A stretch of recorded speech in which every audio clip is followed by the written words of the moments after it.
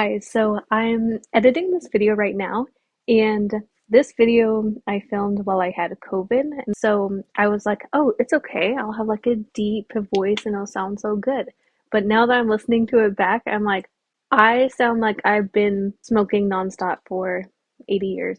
So I apologize for that. So bear with me, and I hope you enjoy.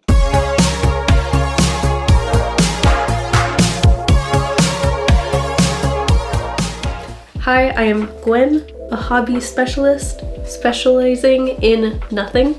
Today I wanted to talk about common problems that you'll see in resin and common issues that will occur during your resin projects, especially at first. But after this video, you will not have any issues. These are all issues that I have seen and I have made these mistakes. So this will be how to troubleshoot, see what the problem is, and how to fix it for your next resin pour. Firstly, the bubbles. Now the bubbles are so tough because for me, sometimes it feels like no matter what you do, it doesn't matter what you do sometimes, it feels like there's always gonna be bubbles, but there are ways to avoid them. Firstly, I wanna show you one of my favorite resin creations that is messed up because of the bubbles. I still will love it and cherish it because of how cool it is, but some can say, I will say, there's a little too many bubbles for my liking. I was very excited about this dragonfly and it looks so sick. Like he's diving into a mossy pond and he's got a lot of bubbles under his wings. And you know what, we love him for it. It kind of looks like he dove underwater, but as you can see, there's just like a lot of them. And it was tough because all the bubbles are underneath, because I did this upside down and I have a reel where I like showed how to do this. But I did it upside down and because I dipped it, the bubbles are all on one side of the wings. And it was hard to press them out because the wings are so fragile. So for something like this, I'll be honest with you, I don't know the solution. Because this one was a little bit more complicated, I feel like the best way to remove the bubbles on this guy would have been to have it in some kind of vacuum chamber, since I couldn't get any like toothpick or anything underneath it because of how fragile the wings are. I also couldn't put an open flame to it because it's a dragonfly. I'm pretty sure a dragonfly would catch on fire. As for the moss though, I got no bubbles in that moss. No moss. No moss bubbles. Bubbles, no moss. Alright, anyways.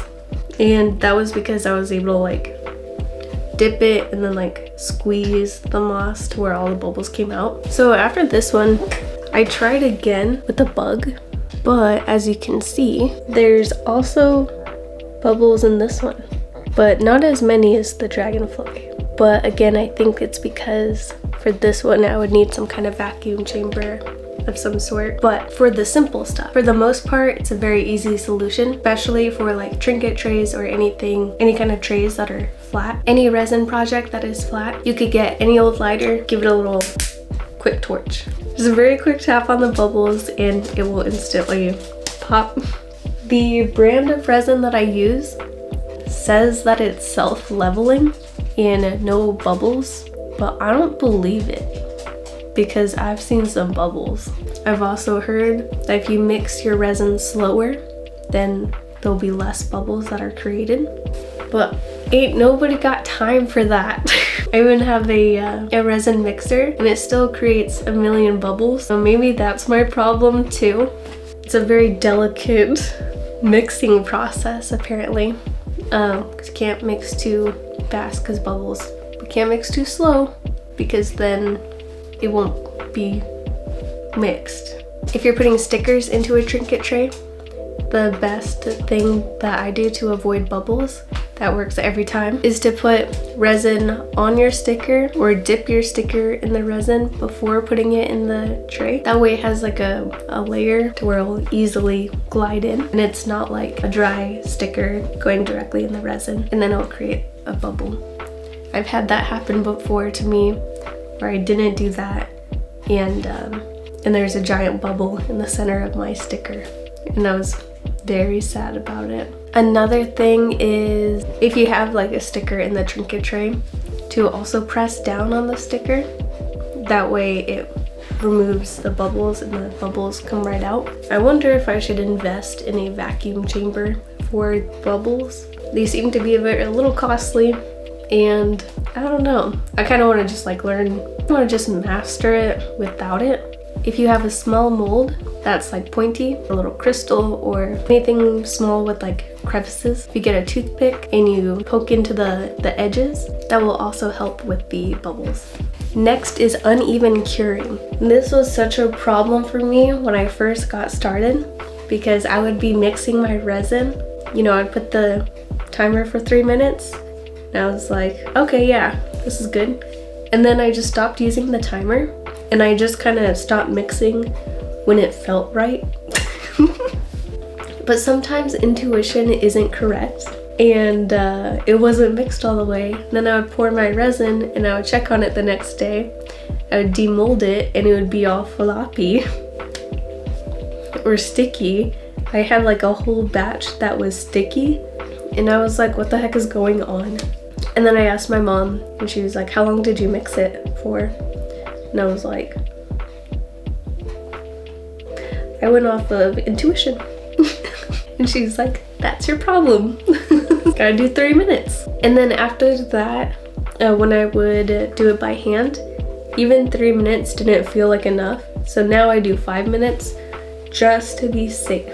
You also have to always make sure to have your 2 parts the exact same amount. And if you're doing your 2 parts in 2 different cups, have them on a level surface and like really look to make sure it's in the exact same spot.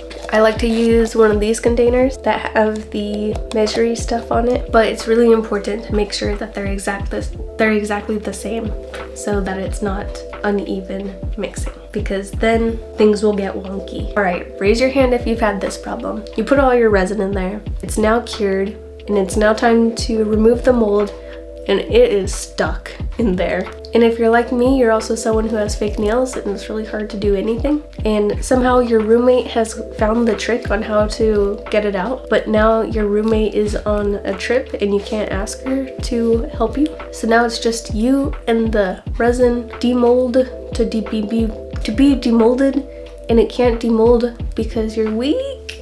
And it's like, yeah. So I found out the trick to this literally today because coincidentally, my roommate who is able to do it is on vacation and can't do it for me. So I'm on my own. So I'm gonna try this for the first time with y'all. You get some soap and water, or soapy water, and you put it in and then you can push it out. So we're gonna go try that. Obviously, I'm not a professional at this portion.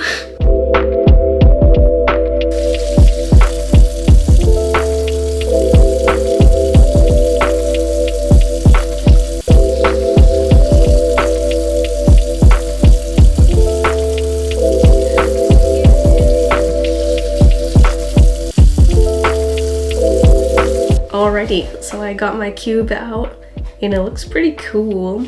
A little desert nature scene, and that turned out pretty cool. Oh, and another thing, there's very minimal bubbles in it. There's like a little bit, but not as much as the dragonfly. Probably because this isn't as complicated. I was also able to like really squeeze the mold to get all the bubbles out. I'm so happy that the soap and water worked, because that was way easier than I thought it was gonna be. So those are my tips and tricks on how to troubleshoot some common resin issues. Let me know if these helped you or if there's anything that I missed. I'm Gwen, and I will see you next time.